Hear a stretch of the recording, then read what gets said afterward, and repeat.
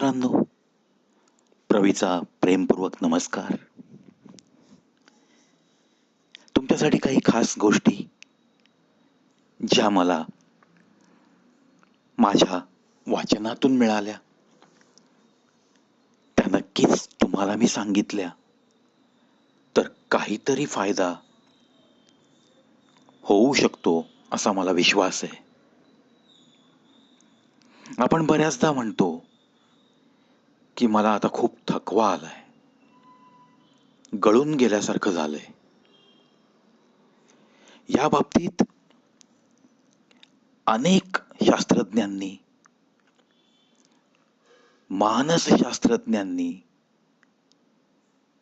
संशोधन करून असे निष्कर्ष काढलेत मित्रांनो,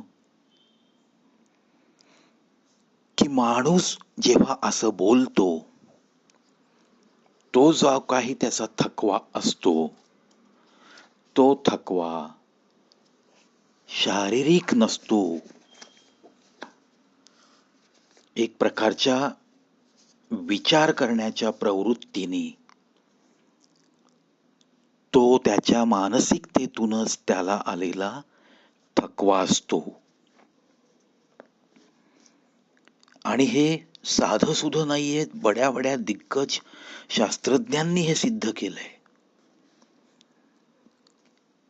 आणि त्यांच्या सर्व प्रयोगांती असे सिद्ध होते की समजा काही लोक बैठे काम करणारे आहेत. आता बसूनच जर काम करायचं, शरीराला कुठला थकवा येणार नाहीये, शारीरिक ताकद त्याची वाया जाणार नाहीये, तरी पण मग तो माणूस का थकतो? तो याचमुळे थकतो की त्याची मानसिकता नको ते ताणतणाव मनात आणत असते. मग तो खूप प्रामाणिकपणे राबत असेल आणि जर त्याच्या कामाचं मोजमापच होत नसेल, तर मग त्याच्या मनाच्या तळाशी कोणती भावना येते? एक प्रकारचा संताप येतो. आणि मग दिलेल्या कामात त्याच्या मनातला तो वैताग दिसायला लागतो. मग त्याला परत अनेक प्रकारची काळजी लागते. आता मला ठरवून दिलेल्या वेळेतलं जे काही काम आहे ते माझ्या हातून होईल की नाही. आणि मग कामाचा निपटारा करताना या मानसिकतेचा परिणाम होऊन त्याच्याकडे शक्ती असून, बुद्धी असून तो ते काम वेळेत पूर्ण करू शकत नाही. परिणाम काय होतो?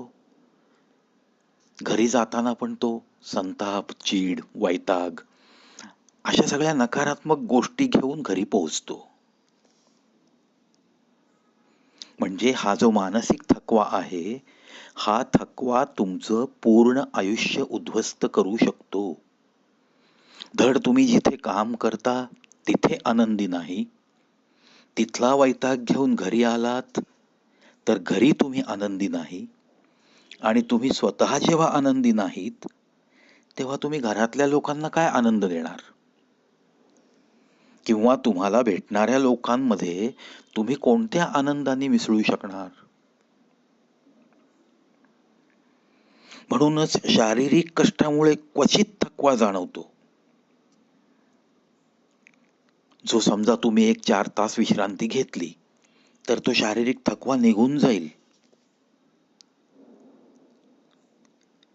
तुम्ही एकच लक्षात ठेवा, तुमच्या स्नायूंवर जेव्हा आपण ताण देतो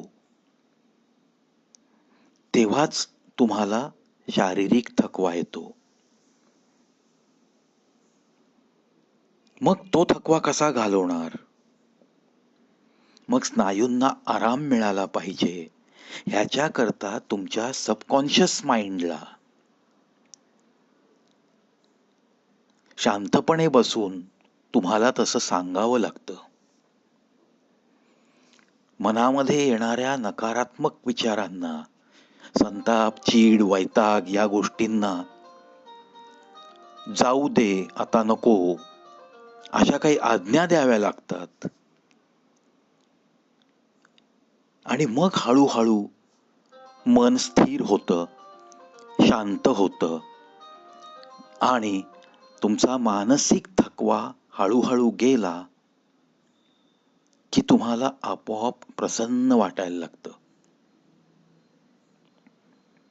मित्रांनो, थोडक्यात काय, तुमचं शरीर थकलं, थोडा आराम केला तर नक्की तुम्ही पुन्हा कामाला लागू शकता. पण तुमचा मानसिक थकवा जर असा आतमध्ये मुरत गेला तर मात्र तुम्हाला दुसऱ्या गोष्टींची गरज लागू शकते. या दुसऱ्या गोष्टी म्हणजे मग तुम्हाला मानसोपचार तज्ञाकडे सुद्धा जावं लागू शकतं. मग हे जाण्याचं जर टाळायचं असेल तर स्वतःच थोडंसं स्वतःला काहीतरी शिकवलं तर खूप छान होईल ना.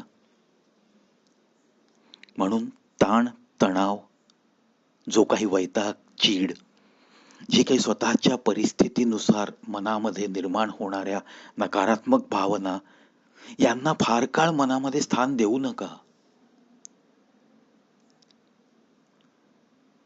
त्या गोष्टी फक्त तुमचं नुकसानच करतात.